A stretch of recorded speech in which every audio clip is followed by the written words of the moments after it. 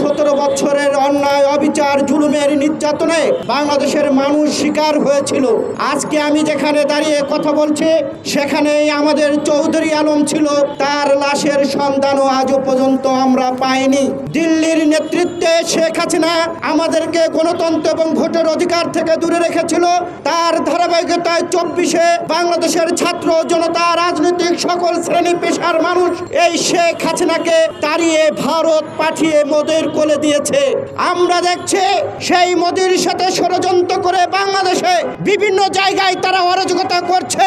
একবার দেখি স্কল লীগ, একবার দেখি ছাদ লীগ, আবার দেখি আনসার লীগ, সবকিছু ব্যর্থ হয়ে এখন তারা সরকারের গুরুত্বপূর্ণ ভবন বেছে নিয়েছে, সেই সচিবালয় তারা আগুন লাগিয়েছে। আপনারা জানেন একটি কুকুর 8 তলায় ছিল, ওই কুকুর কোথা থেকে আছে যাত্রী জানতে চায়। ওখানে কারা পাহারা দিয়েছিল তাদেরকে রিমান্ডে নিলে বের হবে। একটি কুকুর আন্তর্জাতিক প্রশিক্ষণ প্রাপ্ত সেই কুকুর, আর ওই কুকুরকে যারা পরিচালিত করে তারাও কিন্তু আন্তর্জাতিক প্রশিক্ষিত হতে হয়। কাজেই সরকার এবং আওয়ামী লীগের ঘাপটিপাড়া আওয়ামী লীগের দালালরা এই সচিবালয়ে আগুন লাগিয়েছে। তারা এখন সরকারি গুরুত্বপূর্ণ ভবন, মসজিদ, মন্দির, গির্জা বেছে নিয়েছে। আমরা এটাই ষড়যন্ত্র দেখছি।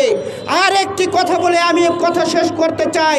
বিশ্বে অনেক দিবস আছে, আপনারা জানেন গত 17 বছরে আওয়ামী লীগ এবং শেখ হাসিনার যেই অপকর্ম, সেই অপকর্মের দিবস হবে থুতু দিবস।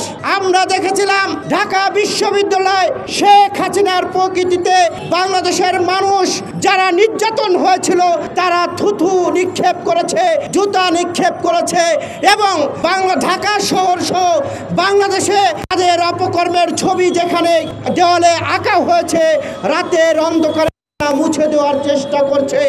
অন্তর্বর্তী সরকারকে বলতে চাই, এই দেওয়ালের লেখানি পাহারা দিতে পারেন না, তাহলে রাষ্ট্র পাহারা দেবেন কি করে?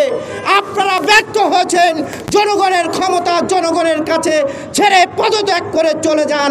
তা না হলে নিজে আগুন লেগেছে, সেই আগুন সামাল দিতে পারবেন না।